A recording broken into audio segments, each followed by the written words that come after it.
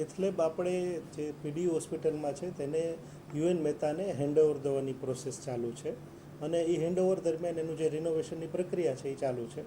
Renovation પૂર્ણ થયે cath lab ઝડપથી ચાલુ થઈ જશે. હાલ સર દર્દીઓ આવે છે એમને કઈ રીતે સારવાર મળે છે, એમને રિફર કરવામાં આવે છે કે શું છે?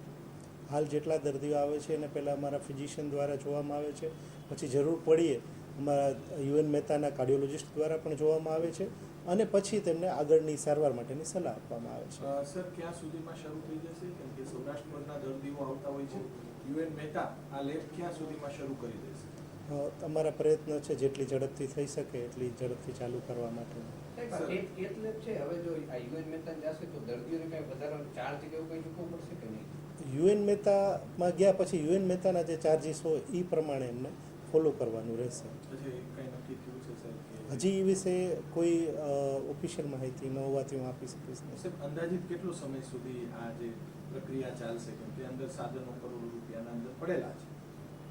અમે કોશિશ કરીએ છીએ જેટલી ઝડપથી થઈ શકે એટલું ચાલુ કરવાનું. અમને જાણવા મળ્યું છે કે અમદાવાદ દર્દીઓને ધક્કો ખાવો પડે છે.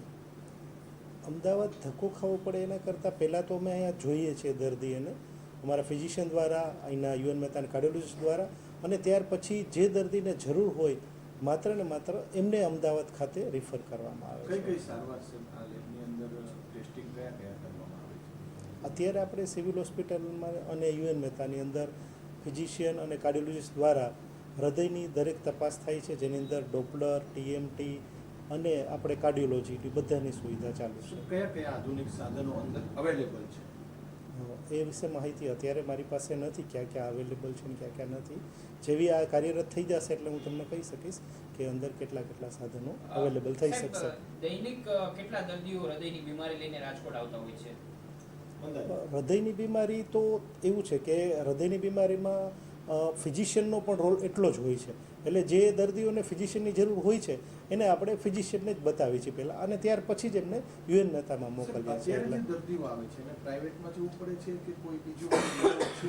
શું હકીકત છે અને એની ટેસ્ટિંગ માટેનો કેટલો અંદાજિત ખર્ચ થાય? એ તો બીમારી પ્રમાણે અલગ અલગ હોઈ શકે.